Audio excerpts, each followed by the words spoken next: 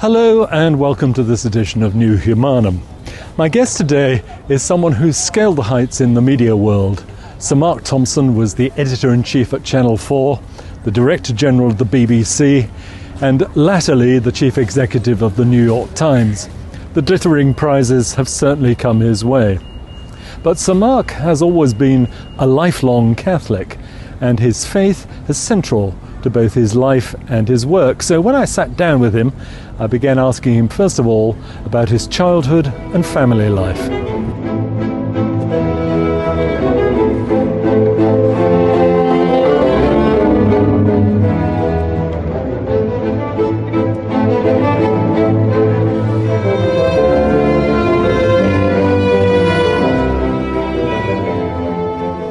Sir Mark Thompson, thank you very much for being on the New Humanum channel.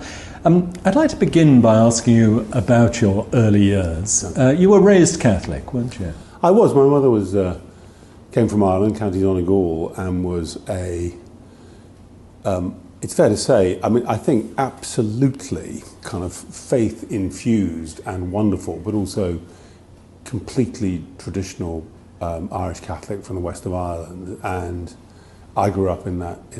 I was born in 1957. The first public event I can remember was the death of Pope John XXIII, and hours of watching very kind of spectral black and white live television pictures from Rome of the dead Pope's body on the dais and all the rest of it. And that was my introduction not just to the papacy but also to news. Began, and later the same year, 1963, another big Catholic death, John F. Kennedy at Dallas, the assassination of Kennedy. And in many ways, it's like my entire view of the outer world was seen through a very distinct Catholic religious lens.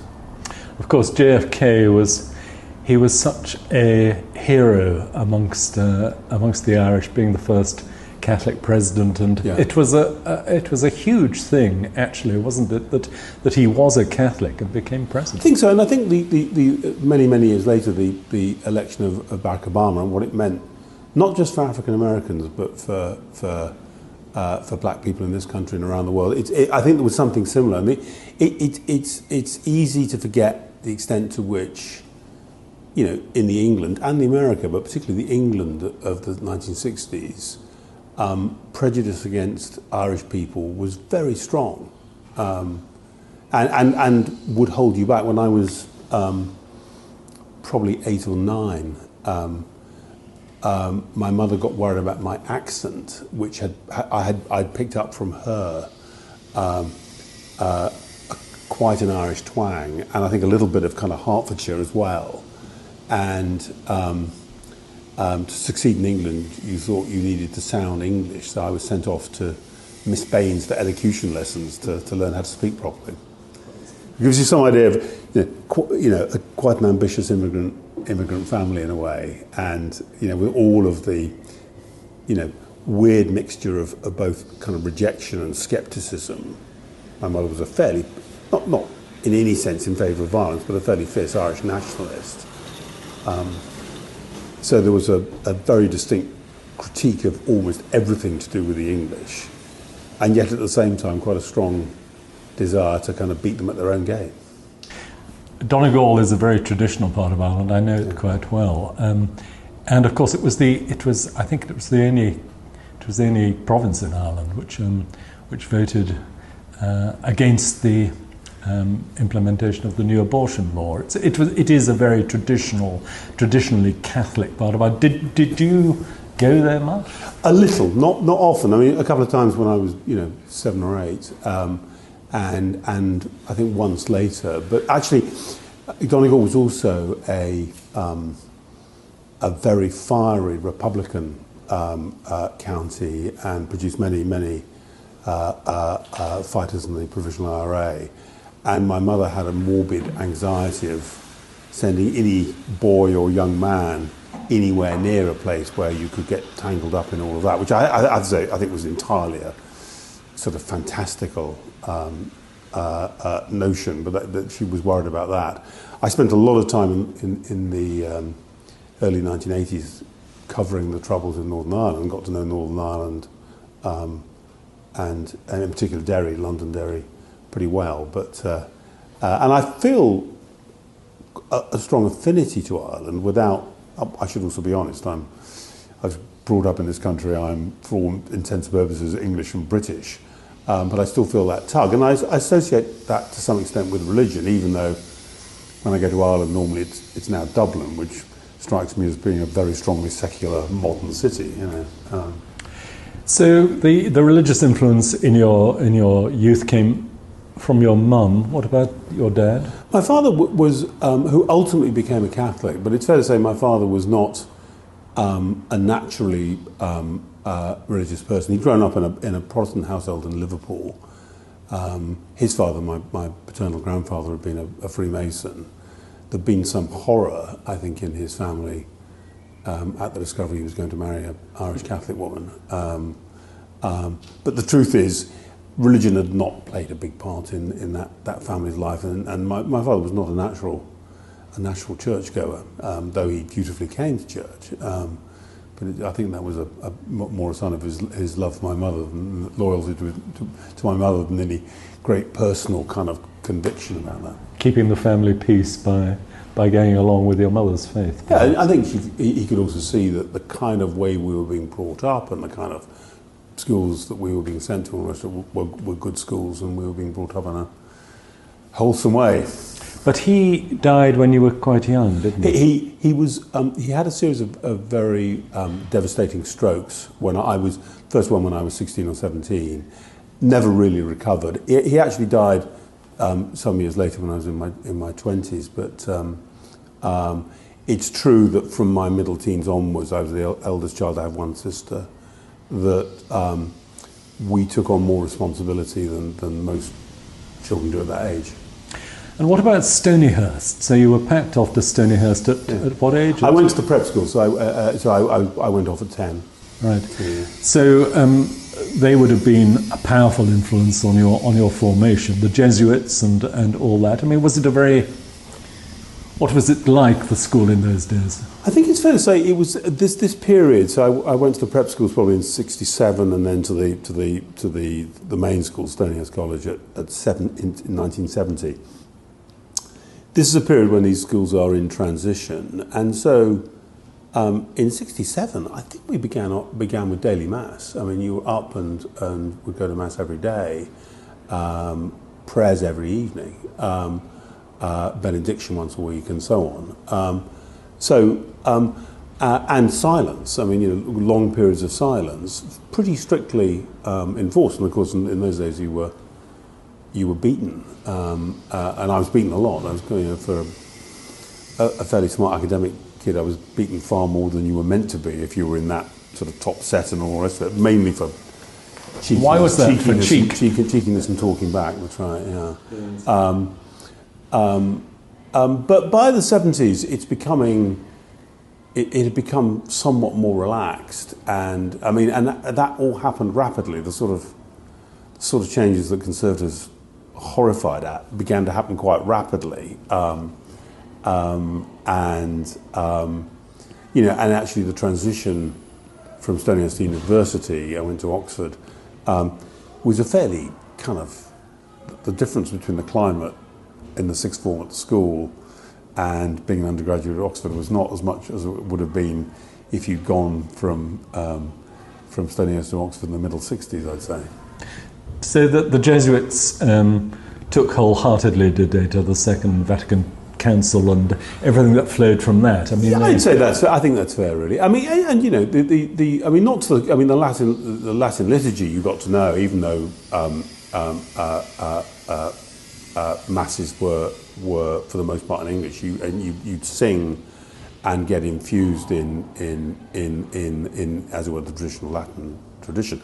My mother, by the way, who was not in any sense a disloyal, not a sort of Lefebvreite, anything like that, but she nonetheless harboured a suspicion that the English Mass didn't work, that something had been lost, which actually meant that perhaps the Eucharist, the core Eucharistic act wasn't happening, or it was at least at risk in the vernacular. But no, the Jesuits who taught me didn't have that fear. I mean, it was a pretty traditional Jesuit upbringing, and still that notion of the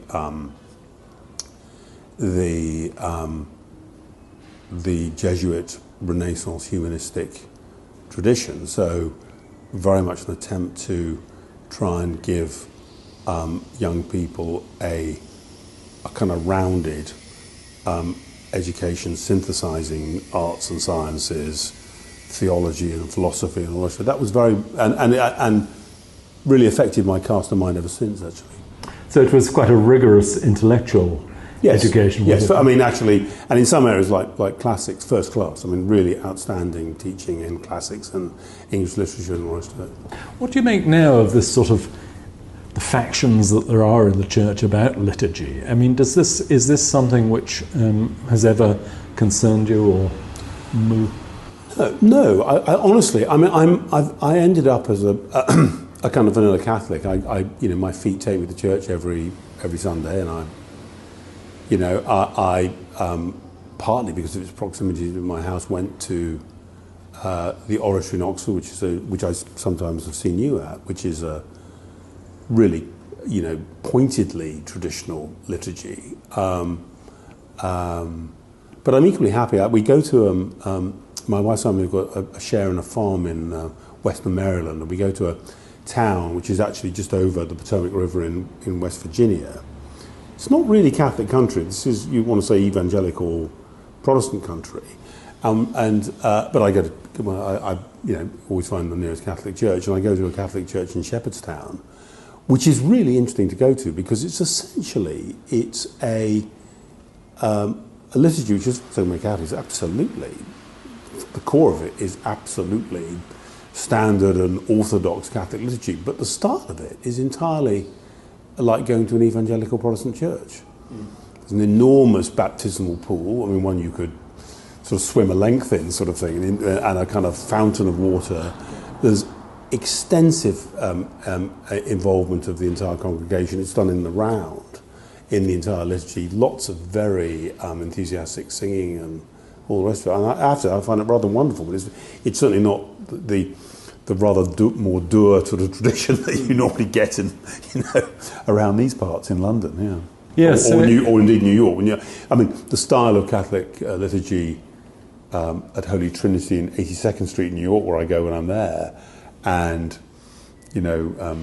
St Mary's Cadogan Street or Farm Street, where I might go in London, is very similar in flavour and liturgical practice.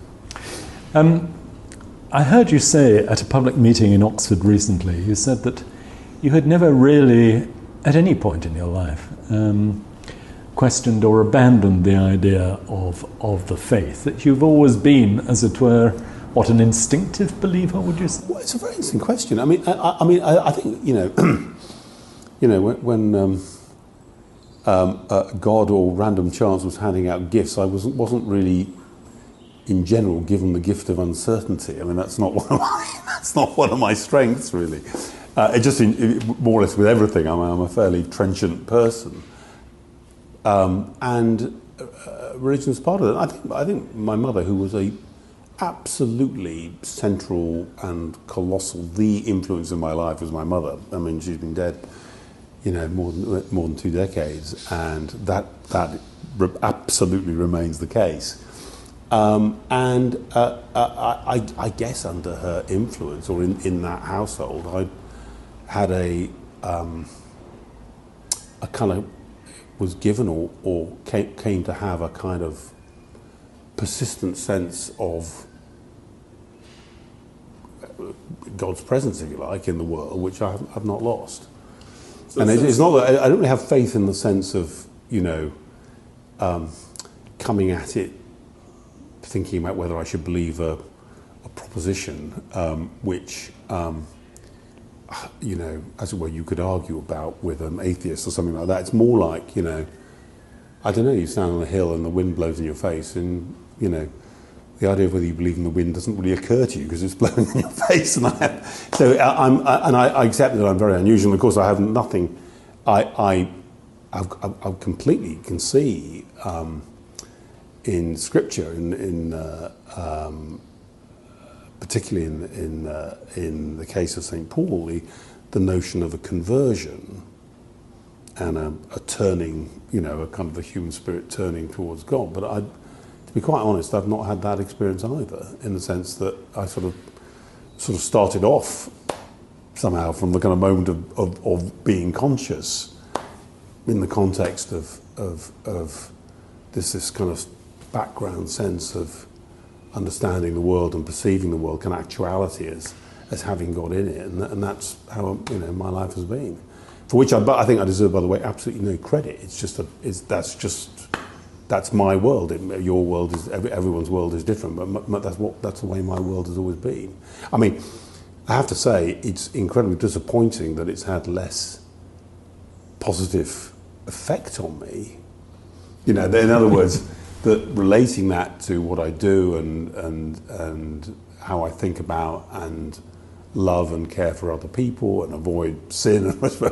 I'm not claiming at all that this has been transformational. This has made me a better person. I think it quite possibly means I'm more guilty than others because I've had this sense. But so I'm just describing what my particular world is like, recognizing it's probably unusual even amongst religious people, or maybe not. Maybe I sometimes wonder whether I've got something which is more like a kind of peasant belief, which is just sort of there and is sort of pre-intellectual. It doesn't really depend on thinking about it.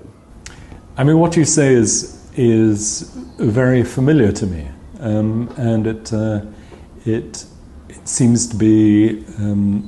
I can easily relate to what you're saying because it has been that way for me too.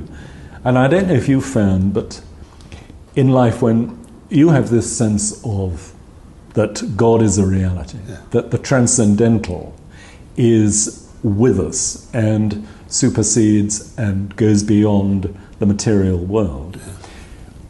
But in life, so often we're talking to people and dealing with people who don't have that sense. And how do you make sense of that? Well, I think the whole thing is very perplexing, and I think I think at least my reading of the Gospels is that it's perplexing, but it's a fact that clearly Jesus of Nazareth is very aware of, which is, at least, although he may have come to save everyone, that not everyone is going to feel it, and it's a kind of fact of life that the seeds will be thrown by the sower, and some will fall on stony ground, and it's like I think of Jesus of Nazareth being a very perceptive anthropologist. He's kind of really good on human beings and their sort of impossibility, but the fact that you have to forgive them even though they're completely impossible. And I think his sense that sometimes his words are wasted on his audience and sometimes they connect, that's what we are like as a species, and I think that's our experience as well. And so I think in a way, trying to unravel that as a mystery is kind of a bit of a waste of time. It's just, I think that's the way it plays out, it turns out. As a young man, so you've been to Stonyhurst. Maybe they beat you, did they, because you were questioning them in a rather kind of upfront kind of way? I mean, were you... Look, you were talking about someone who's sort of 15, 16, 17. By the time I was 18, I was probably being beaten rather less. I was a kind of bright, articulate, quite awkward customer. Extremely arrogant, no doubt, as well. And probably, I think I've been left without too many deep psychological scars from the corporal punishment, which I didn't enjoy, by the way. It's not a Lawrence of Arabia situation. But you know, so it was what it was. It was largely just, you know, you can imagine a restless, you know, kid. So you go off to university. This is in the 70s, and you are very Catholic in your sense of who you are. Yeah. This is. Yeah. Did that in any way separate you out at university? Did you feel yourself to be different, a part of a subset? Which Sure, of course. Yeah, I mean, and it's not. You know, you can imagine. I mean, a big university, Oxford University. You know, you go to Catholic chaplaincy to mass, and there's hundreds and hundreds of other people there. I mean, it's not. You know, this is not. You know, so in other words, you belong to a tribe, which is certainly it's a minority tribe, as it were, in this place. But it's not no one. And you know, again, you know the way these things work. I mean, particularly in those days with, you know, honestly, narrower, somewhat narrower admission by class and all the rest of it than today. You'd arrive with, you know, the Jesuit house, Campion Hall. You'd know people there. You'd probably know 10 or 20 people who've been to your school elsewhere. You know, you'd end up with and there would be very quickly a kind of Catholic network. But of course, the majority of the students you meet would be not just non-Catholic but non-religious. You'd meet enthusiastic atheists and agnostics and all of that, to whom you'd appear as a figure of sort of curiosity or interest or whatever. I don't want to say that people were ever. I can't remember an incident of contempt or I think curiosity and sort of head scratching would be closer to it. But yes, because one gets the impression now that the university. Well, I mean, the university is a reflection of the wider society, and over the course of our lifetimes, this has become a much more secularized society, a much less formally religious society, hasn't it? I guess that's right, though I also think that if you like the kind of classical liberalism, a kind of mid-20th century liberalism, rather smug in its views about religion, and rather convinced of its own superiority, has become itself an embattled institution, surrounded by disbelievers. I mean, you know, in other words, a particular kind of outspoken, truculent dismissal of religion, which, from my kind of sort of intellectual early days in my teens, I associate with people like Bertrand Russell and A.J. Ayer, who was appearing on, you know, Parkinson's sort of in this period. That in itself, and more recently, my friend Richard Dawkins, Richard would represent that. That in itself is although it's got its following, and you know, Richard's books sell very well and the rest of it. Oddly enough, that in itself is beginning to feel like a tradition which is now, you know, somehow regarded as being rather insensitive or too narrow or kind of wrong. And I want to say, I mean, even when I was you know, an undergraduate, the notion of Don Cupid's television series, The Sea of Faith, arrives, I think, probably just after I can't remember exactly when it was, late 60s, it was middle to late 70s, maybe early 80s.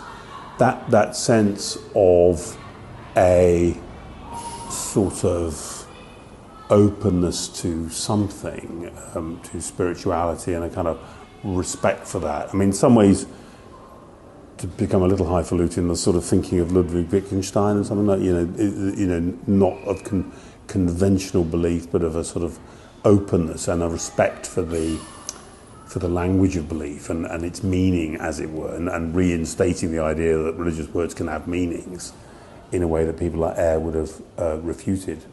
That's in the air as well. Yeah. Are you a fan of Tom Holland, the historian, who makes this connection between the centuries of Christian belief that we've had in Europe and the emergence of liberalism, which he says many of its assumptions and the goodness inherent in it are actually because it is this legacy from Christianity itself, something which many atheist liberals would reject as an idea.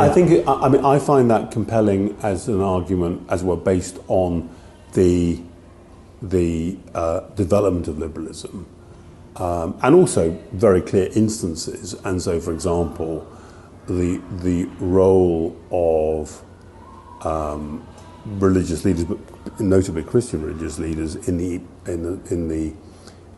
fight against slavery, as a kind of early instance of liberal action, I think is unanswerable, and we can see that thread all the way through to Martin Luther King and all the rest of it. So yes, I do think that. I mean, I think that the attempt, though, if you come from Christian belief, the attempt to take what I think in my favourite version in St. Luke, the great commandment to love the Lord thy God and your neighbour as yourself as a single, that's what you've got to do. The attempt to take the Lord thy God out of that, which is more or less explicitly what John Stuart Mill and Bentham, that you literally remove the first half. I think Friedrich Nietzsche is interesting because he's a thoroughgoing atheist, but he says that won't do. You can't get rid of the first half and hope to maintain the second half. And really, his madman going around with a lantern saying God is dead is not trying to say God is dead. Nietzsche assumes everyone knows that. He's saying you've got to think through the implications of saying God is dead. And the entire edifice will come down eventually. So I mean, and although that hasn't quite happened either, although the 20th century, it looks like it's going to go, I think although there's a distinct strain in its history of liberalism, so many liberals, I mean, the problem with liberalism, it seems to me, is that it's such a broad instinct that it doesn't really help you answer that many questions, where people on opposite sides of the argument can both reasonably argue that they're liberals, famously on economic matters and public spending and so on. I mean, people on both sides actually in many ways would claim to be liberals of a sort. To me, liberalism does feel like a version of a religion which is now itself going through a difficult period. Do you think liberalism is... There's a book by Patrick Deneen, Why Liberalism Failed. I've read that. Yeah, I read that. Were you convinced? Look, I think the arguments are interesting. I always think that when these things become a sort of polemical battle, I find myself, frankly, not particularly sympathetic to the anti-liberals. But I think that I would say that my question about liberalism is how effective is it actually as a benchmark against which you can actually make choices between this or that, and how clear because it's so broad. Because it's so broad, yes. Because it's, basically it wants rights for groups and rights for individuals. What happens when those two clash? It's not quite clear, that you end up with these sort of incommensurable sort of, arguments where both sides can argue that their arguments proceed logically from first principles and they're kind of internally consistent, but they actually come up with opposite conclusions and no one can come in and adjudicate. So the argument goes on forever. So to me, yeah, I mean, I'm interested in those arguments, and I think it's it's turned out to be difficult. And I think that one of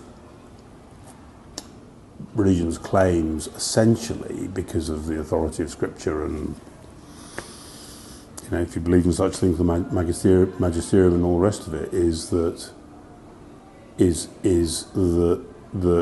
is something about a revealed religion which, if you're prepared to accept the revelation, pins you down to kind of solid foundations, basically. But I'm a fellow traveller in many ways. I've always quite liked. I'm far from being an expert, but I've always quite liked. Although no doubt it needs development and updating and so on, but the tradition of Catholic social teaching in Rerum Novarum and Quadragesimo Anno and all the rest of it, and that would often take you to quite liberal conclusions. I mean, the passionate argument for the importance of trade unions in Rerum Novarum, I think, is very interesting. Yes. And the idea of the right of workers to collectively organise, to negotiate on even terms with employers is a very. I mean, many people, many Catholics, disagree with that, but that's an interesting idea, and it's an interesting. They attempt to find some sort of middle way between, excessive capitalism and communism. That's kind of thoughtful stuff. So I think within the kind of broad topic of liberalism, there's many points where I'd find myself in sympathy with liberal arguments. Because Catholic social teaching is very consonant, of course, with what we might term old Labour thinking, isn't it? I mean, in some ways, in a British context. That's right, but also to some extent New Labour as well. And I would say that the, although it got this rather fancy term communitarianism, the sort of the some of the ideas behind both. These are both very controversial figures now, but Bill Clinton and Tony Blair on both sides of the Atlantic, trying to, old Labour, in a classic social democrat, socialist way, had tried to essentially get market economies to work without really believing in business or profitability and regarding those as necessary evils rather than positive drivers of economic growth and so on.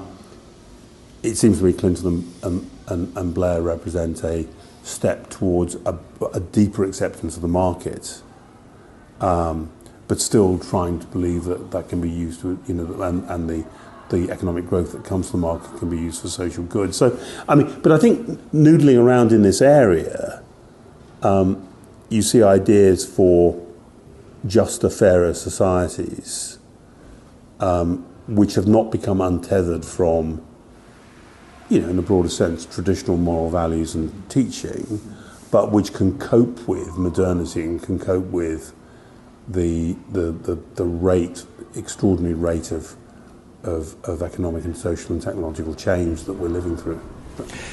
So there you are. You did well at university. I know you were a bit of a star intellectually. And why journalism?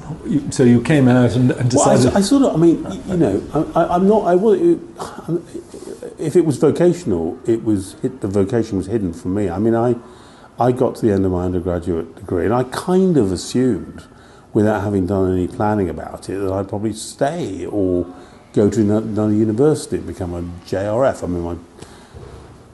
My tutor wanted me to do the All Souls exam and blah blah blah blah blah. But most of my friends were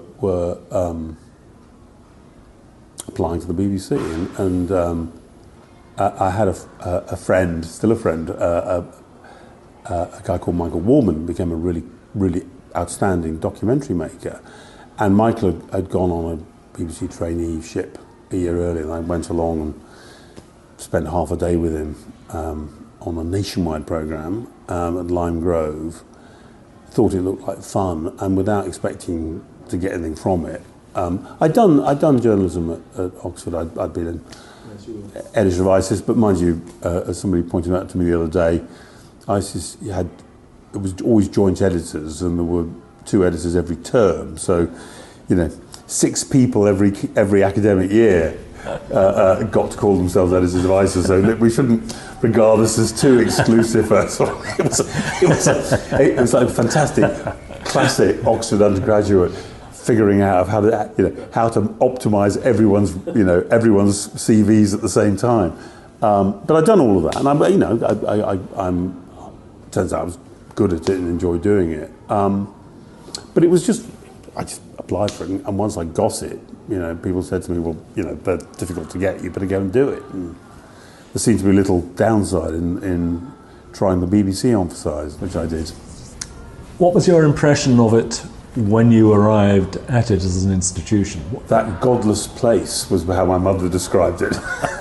She was extremely proud that I was going to be working with the BBC, and also horrified because she thought it was anti-God.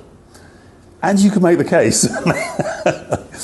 I was quite rightly sent immediately to the religious department, and I worked on Everyman, and started off with as a researcher on a profile of a documentary about Robert Runcie, was about to become Archbishop of Canterbury, who I greatly liked and admired, actually.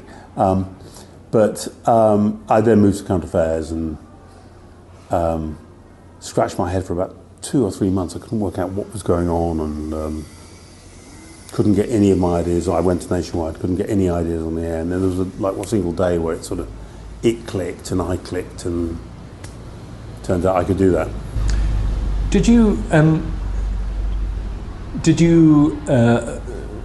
recognise in yourself a very sharp ambition? Were you very ambitious? No. And of course, everyone says to me now, you were incredibly ambitious, or it was obvious the first time I met you at the age of 22 you were going to become... I mean, people make up these absurd... I mean, they didn't, I didn't. Sue Lawley said, who I saw recently, Sue said, I wore the same red pullover for the first 2 years she knew me. Every day, this kind of appalling and no doubt rather dirty red pullover. But I think I'm quite a directed person, if that makes sense. I kind of get on with things and want to get things done. I think that's probably the best way. And that's the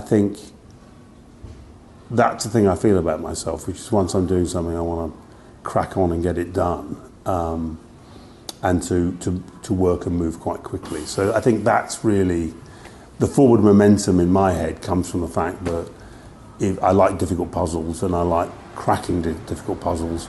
And when I finish one, I want another. So it's much more to do with that sort of looking for difficult things to do, and so it's still probably a kind of, a kid trying to, in class, kind of, crack it sort of thing. That's more me, I think. Yes, I mean, it's difficult to analyse yourself, of course, in those terms. I mean, but one doesn't get to the top of the BBC or indeed any other large and important institution without ambition and clearly aptitude and talent. I mean, that goes without saying in a way. So there must have come a point. Well, you certainly got to be willing, haven't you? Yes. I mean, I always think. I mean, and quite often, I think you'd be surprised at how often just being willing. It's almost like, when, that kind of comedy moment where a line of soldiers are being asked to volunteer for something, and most soldiers immediately take one step backwards, and one or two who are dozing don't until they become volunteers, because everyone's unvolunteered.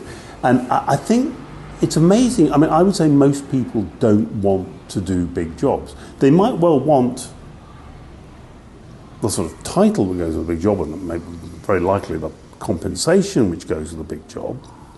But the actual big job bit of a big job, they, for very sensible reasons, don't really fancy.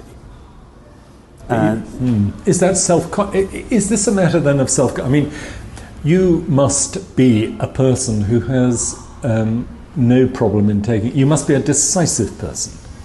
Yes, I'm a very decisive person. I mean, I'm. Yeah, in other words, and I had one or two very specific, training grounds. I was editor of what was then the 9 o'clock news. I eventually moved it to 10 o'clock, but at this point it was the 9 o'clock news. And the thing about the 9 o'clock news, it starts at 9 o'clock. I mean, like in a very precise way. I mean, like not just the minute, but the seconds. It starts at 9 o'clock. And not 9:05 and not 9:10. And by 9 o'clock, you have to decide what the lead story is, even if the story is broken at 10 to 9 or 5 to 9 or 1 minute to 9. What's the lead story? And I think that I was also, for a while, a live TV director. So in the control room, actually pointing the cameras and all the rest of it. And I think those things are very good in a sort of airline piloty sort of way for, we're going to get the job done, and I will make the best decision I can in the time available, rather than I want to make a perfect decision. I think a lot of people, again, very understandably, want to make perfect decisions, and I think I would rather make a lot of decisions in the hope that the odds are at least some of them will be right. I've certainly made lots of bad decisions. But again, I think taking lots of risks and taking lots of bad decisions, I associate with my success and progress in a way. And most people don't want to do that. To pick up on your mother's point then, that godless place. Yeah. Did you find it to be, I mean, so here you are, a convinced theist, someone who believes in God deeply, an unquestioning Catholic. Yeah. Was it a godless place? Well, I think there's a kind of, yes to some. Yeah, firstly, yes to some extent. I mean, the answer is yes to some extent.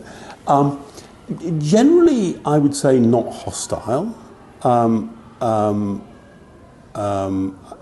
Very seldom do I get a sense of hostility.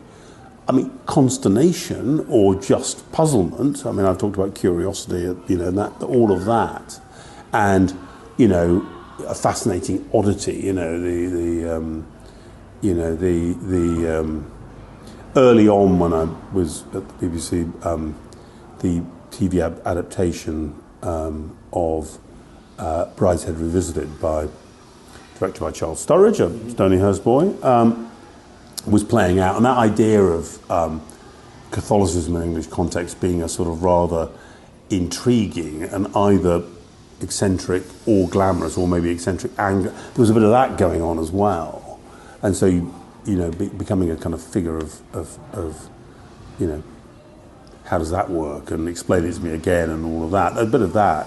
I think the BBC suffered then, and although it's got significantly better, continues to struggle, I think, with understanding faith, as it were, from a journalistic point of view. This is partly about expertise and knowledge, and partly from a cultural point of view, though oddly enough, I think, although many Christians disagree with this, I think that, as it were, being open to diversity and to other faiths has to some extent helped with understanding of Christianity as well. And I think that coverage of religion is probably better today than it was, when I started at the BBC, more than 40 years ago. But it's, this may be too long for you, but I had a very interesting experience with one of the flashpoints when I was Director General of the BBC, which was the decision to broadcast the musical Jerry Springer the Opera. Mm-hmm. So Jerry Springer the Opera, the controller of BBC Two, Rowley Keating, had decided to do a televised version of it. The piece had, I think, launched at the Edinburgh Festival, had gone to the National Theatre, had won a couple of Olivier Awards, and was kind of regarded as an interesting piece of musical theatre. Oddly, it's very unusually for me. I'd seen it, and I tend not to want to watch film or go to theatre to see things which are said to be blasphemous. And it's purely, I want to say, I have a very strong belief in freedom of expression, and this is a purely personal thing that I don't want to be exposed to blasphemous material when I can avoid it. And I've never watched The Life of Brian. I've never watched any of the famous and controversial movies about Jesus and the rest of it. I would do it if I need to do it for professional reasons. I don't choose to do it as a private individual, and that's my choice. But as it happens, I've been invited to the premiere, but I knew the producer and seen Jerry Springer the opera. And I want to say, although it certainly features characters who are dressed as religious figures, Jesus and Mary and the rest of it, I never took the piece, in fact, to be blasphemous, and never regard. I mean, my own fairly sensitive meter for what I regarded wasn't triggered by it. It was obviously a satire about an American talk show host, basically, and the fantastical second half was clearly some bizarre fantasy going on in the context of the piece, the dying Jerry Springer's head. Oddly enough, that wasn't in my mind when we were trying to make a decision about whether to broadcast the piece. I thought that the piece had, because of its reviews, because of its awards, it was clearly regarded by a large number of people as a meritorious and interesting piece of work. And I think it's a pretty good piece in many ways. And I thought we could warn people who, like me, would not potentially want to see it. We could be very clear about the warnings, and that people who didn't want to see it could watch Match of the Day on BBC One. So in other words, I mean, the golden rule, which is if you think it's going to offend you, turn it off or turn over. Don't watch it, don't put yourself through it. It's a golden rule. But you can't really take the next stage and say, and I don't want anyone else to see it either. That's the move, which in my view is an illegal move on the chessboard. The story basically was, there was a actually quite interesting early campaign. This is 2004, I think, maybe 2005. Early mechanised email campaign with write-ins largely from evangelical Christians, low church Protestants on both sides of the Atlantic, but in numbers. I mean, and with identically worded emails sent in numbers. I mean, at one point, 2 or 3 days into the protest, I said, "How many complaints have we had?" And I'm expecting the number, well, really quite a lot, 850 now. It was 75,000 or something. It was some enormous number, and it was done mechanically. And by the way, people got a right to do that. So there's a big protest, and there are people burning their license fees outside the front doors of Television Centre and all the rest of it. Cut a long story short, we figured out a way of because the thing was still playing in the West End, of getting representatives from the major Christian churches, typically the kind of heads of comms. Have a look at it. Just go. I mean, we can't show you programmes before transmission. But given that we shot the thing in the theatre, you get a pretty good idea if you just get a ticket. So we got them tickets and they went to see it. And they sort of, once they'd seen it, they sort of, so they stopped talking about it really. They didn't really want to come out and say the BBC is doing exactly the right thing, but they sort of, okay, we get it. So, so that's essentially. And by the way, including the as it were the evangelical half of the Anglican Church and the other what's the right word? I can't say nonconformists anymore, but the other kind of low churches, So the thing goes out. I absolutely became clear, and it's partly because one or two, I thought, kind colleagues, staff in the BBC, wrote to me. To say, I'm an evangelical Christian, I work for the BBC, I've seen my religion being mocked and, openly ridiculed by my own colleagues. And so a non-religious majority inside the BBC who thought that what was being fought was a battle for free speech and for free artistic expression, and for once rather agreed with the management that we got it right and we'd and done the right thing, had displayed a kind of utter lack of sensitivity and understanding to colleagues' religious beliefs, which was, well, not intended. I'm sure it was. I think it was a kind of burst of self-righteousness about, you know, of course we've got to broadcast this thing and the rest of it.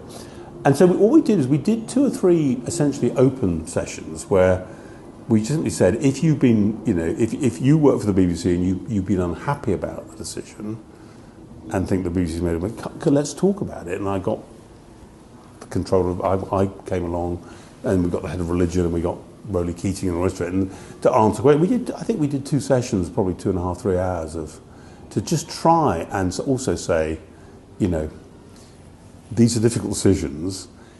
You may think on balance, given the issues at stake, you've got to broadcast, but we're not insensitive to the idea that you know, that for some people, you know, and whether you watched it yourself, many of these people, of course, like I would have done if I'd known, would probably have chosen not to watch the programme. And what they were really actually complaining about was not the programme, but what the broadcaster revealed about, in a sense, the way their colleagues really thought about religion. So, I mean, that would be an example of it's this tricky stuff, because I can also see that someone who's fired up about freedom of expression may simply forget that there's somebody else who might take a very different view on this particular topic. And I think the charge, which I regard, I mean, the claim that if it was Islam, there'd be greater sensitivity. I think that's probably true. What do you think that? You see, that's. I regard that this, was exactly the point. I regard that as less of a telling point, probably, than you do. I think that minorities and minority religions can't have the same broad shoulders which a majority religion has, and when a minority religion is wrapped up with difference in skin colour and culture and broader patterns of alienation and disadvantage, there is something different going on. But I mean, again, although, you know, it came to nothing, I also felt that when, this is not Charlie Hebdo, it's the original Danish cartoons, when the controversy about the Danish cartoons came, that we should show, and this is what happens when you're Director General, somebody comes in at 10 to 1 and says, how much of the cartoons do you think we can show? This is, but no preparation, 10 to 1, here's the cartoon, suddenly you become like a graphics editor on the 1 o'clock news. How much of it can you show? And I think we showed a turban and sort of, but we wanted to, I thought we should show something. And by the way, there was a reaction in the Middle East to that, because very quickly the rumour came out, not that the BBC showed a partial image of the cartoon, but that the BBC had published the cartoons in its entirety, and people started gathering outside, you know, BBC Bureau in Cairo and 1 or 2 other cities in the Middle East. So but in my, and I would say, I mean, definitely in the 90s, when it was less toxic, comedy shows like Goodness Gracious Me were dealing with Islam in a way which was satirical. So I don't. Sometimes I thought there was a case for not showing things. I didn't show Pope Town, which was a satirical cartoon about the Vatican. I thought the merits of the piece versus the lightly outrage. So it's not. I think these things are hard, and I wouldn't. By the way, you make the best decisions you can. With all of these decisions, I accept that somebody else would have made a different decision, perhaps. Now, I think the argument you make that a minority religion, particularly where there is skin colour involved also, that does raise sensitivities which the established religion, if you like, it's different. But something which has been remarked upon fairly often, and I've taken an interest in myself, is the way, for instance, that the BBC has reported, or very often not reported, the persecution of Christians around the world. It was particularly noticeable at the time of when the Rohingya persecution in Myanmar was in the headlines, but there have been reports which have said quite clearly that if you play the numbers game, the most persecuted religion in the world is Christianity, and the BBC seems to be very reluctant to. I think it's complicated. Look, I would say that let's take two examples. I think that the coverage of the tribulations persecution of Christians in Israel, Palestine, which a number of people, including the Archbishop of Canterbury, have regularly drawn attention to, as has the Catholic Church in this country, has probably been underreported. Mm-hmm. I thought generally that the appalling persecution of minorities in Iraq and Syria who were Christian by IS in that war was quite well reported, and I think that one of the problems you have in reporting is that quite often it's very possible to get stuck in a rut, and in Israel Palestine the fundamental narrative, very simple narrative of two peoples.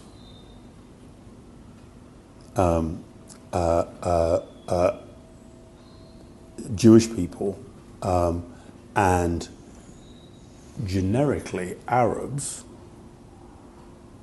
with a broad assumption most of them are Muslims, is such a kind of controlling narrative, and it's been repeated in stories, and there's the kind of underlying assumption for stories that a kind of nuanced story within that is the fact that there was once, hardly exists anymore, a very significant minority of Arabs, Palestinians living in Israel, Palestine, who were members of an ancient Christian tradition or multiple Christian traditions.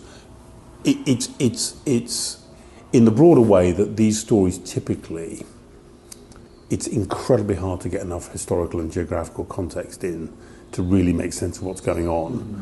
History, geography, and conflicts are both historical and geographical.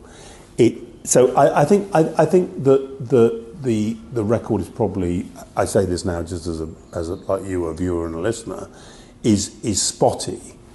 Generally, as I said to you earlier, I think that generally, from a very low base, when I arrived at the BBC, I mean, as in basically a complete lack of interest and knowledge, things have got somewhat better, and that painful stories like the Satanic Verses and the rest of it began to over years to sensitize editors and journalists to the idea that this stuff is potentially explosive and certainly frequently newsworthy.